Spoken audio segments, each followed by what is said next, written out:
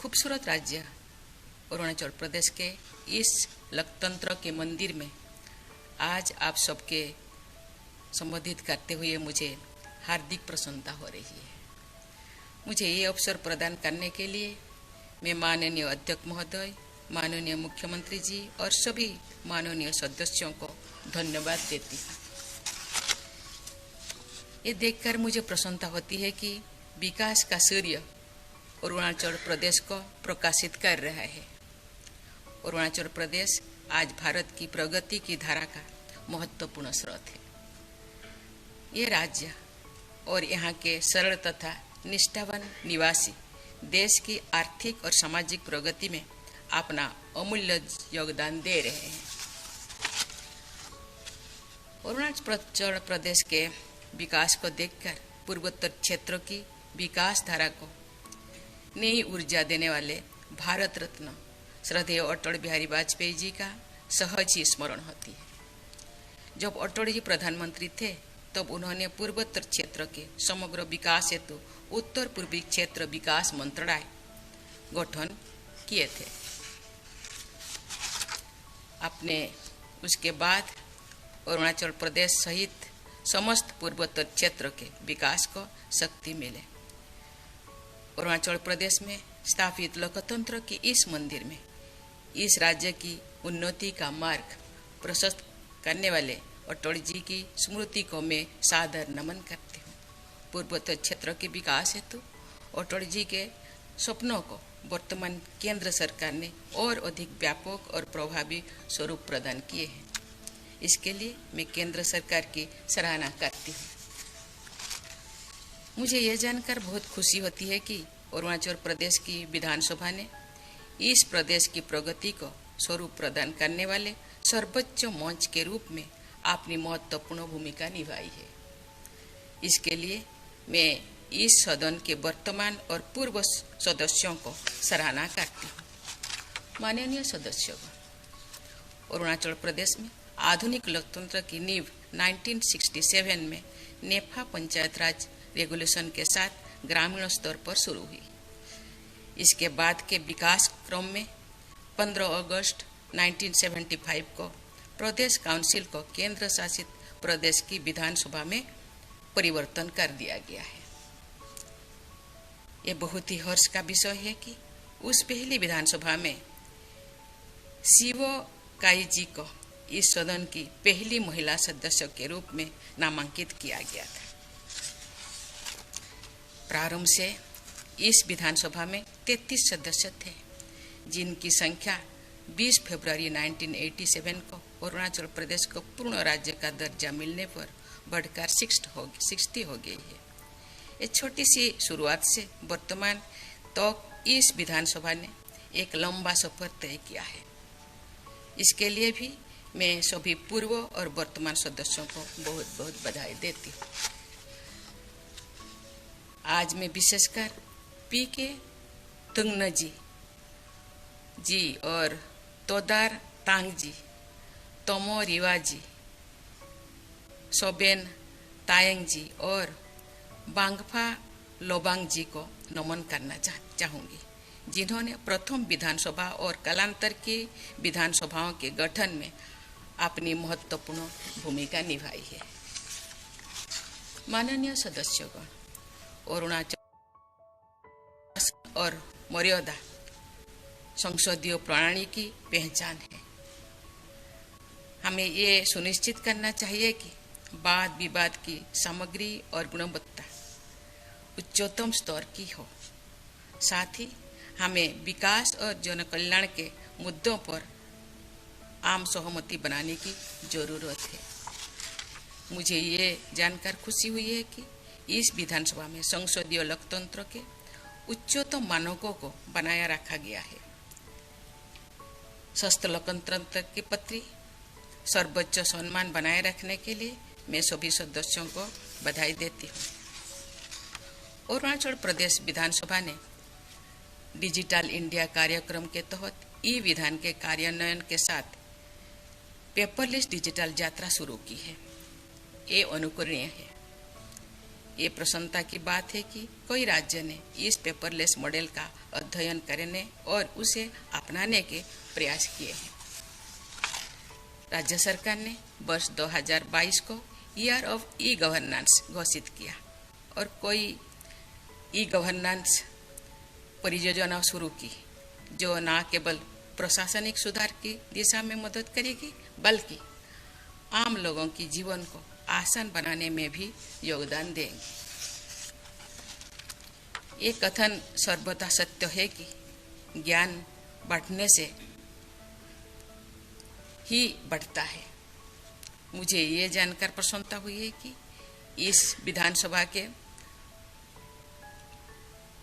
पुस्तकालय के उपयोग की सुविधा विधायकों और अधिकारियों के साथ साथ स्कूल, कॉलेज और विश्वविद्यालय के छात्र के लिए निःशुल्क उपलब्ध है। मुझे ये भी ज्ञात हुआ है कि इस विधानसभा के सभा में नो ईयर असेंबली पहल के तहत समय समय पर स्कूल और कॉलेज के विद्यार्थियों को विधायी कार्यवाही से अवगत कराने के लिए बुलाया जाता है। मुझे विश्वास है कि आज की युवा पीढ़ी इस सुविधाओं का लाभ उठाकर देश और प्रदेश की प्रगति में अपना योगदान देंगे। माननीय सदस्यगण, आज के युग में पर्यावरण प्रदूषण और जलवायु परिवर्तन तक विकट समस्या है, जिनका समाधान हमें शीघ्रता से खोजना है। अरुणाचल प्रदेश जैसे भौगोलिक रूप से संवेदनशील राज्य के लिए ये मुद्दे भी और महत्वपूर्ण हो जाता है। मुझे ये जानकर प्रसन्नता होती है कि इस राज्य के नीति निर्माताओं ने इस विषय पर ध्यान रखा है।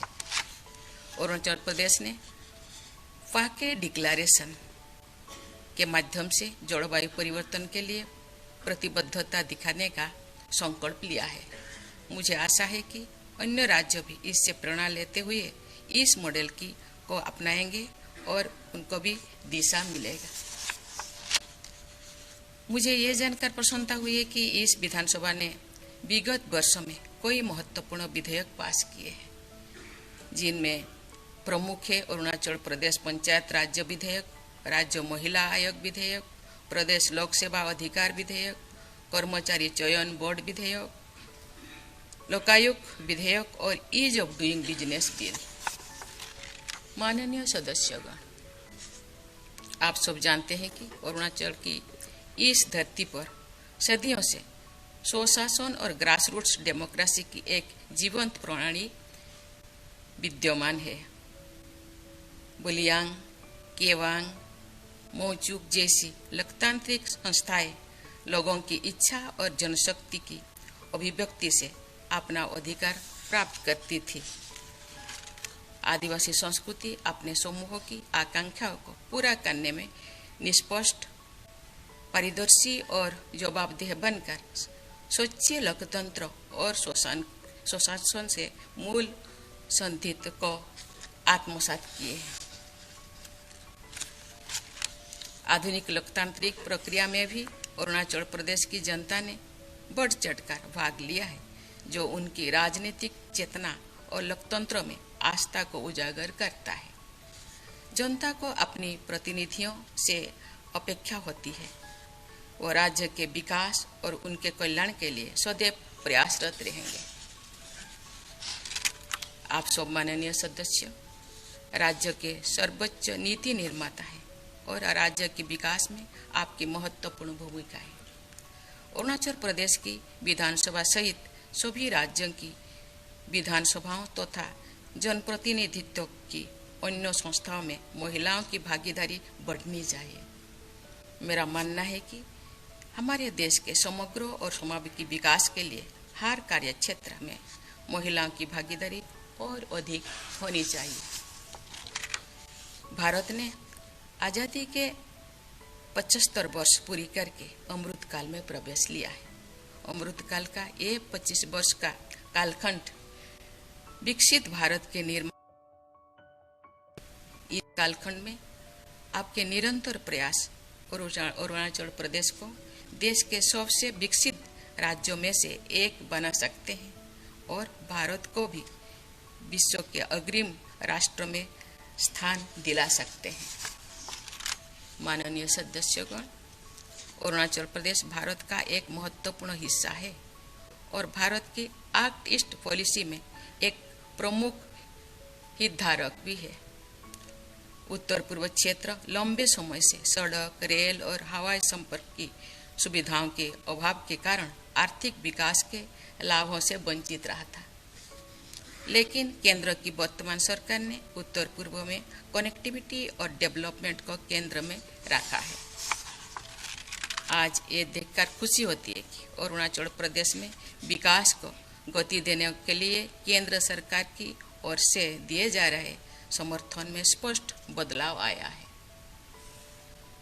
भरपूर सांस्कृतिक संसाधनों और गुणवत्तापूर्ण मानव संसाधन के बल पर अरुणाचल प्रदेश में एक अट्रैक्टिव इन्वेस्टमेंट डेस्टिनेशन तथा व्यापार और व्यवसाय का केंद्र बनने की पूरी क्षमता है। मुझे ये जानकर प्रसन्नता होती है कि राज्य के कृषि और संबद्ध क्षेत्रों में उल्लेखनीय विकास हुआ है, जो हाल के वर्षों में राष्ट्रीय औसत से कहीं अधिक है। अरुणाचल प्रदेश में देश के नेचुरल फ्रूट बाउल के रूप में उभरने की क्षमता है। ये राज्य खासी, मंदारिन, संतरे और कीवी उत्पादन में पहले स्थान पर है, जबकि बड़ी इलायची के उत्पादन में इसका देश में दूसरे स्थान है। ये संतोष की बात है कि अनेक इंफ्रास्ट्रक्चर प्रोजेक्ट्स जो पूरी हो चुकी है या निर्माणाधीन है, राज्य के सामाजिक आर्थिक विकास में योगदान दे रहे हैं।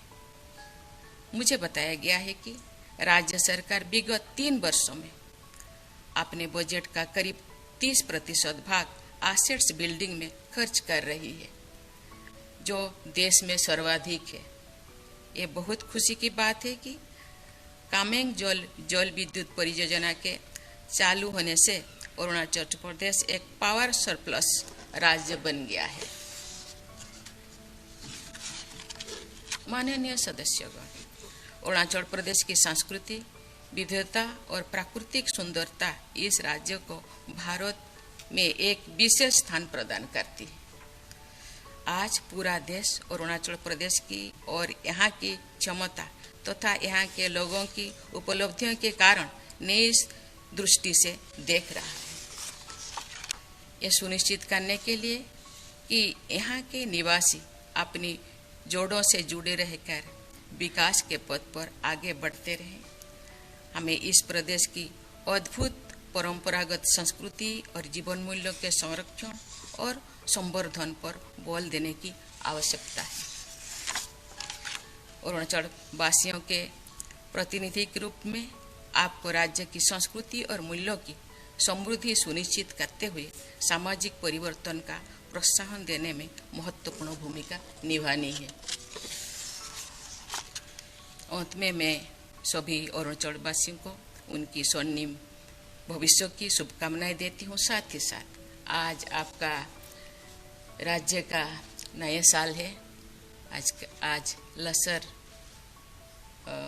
फेस्टिवल है, इसी के लिए भी आपको बहुत बहुत बधाई देती हूँ। धन्यवाद। जय हिंद, जय अरुणाचल।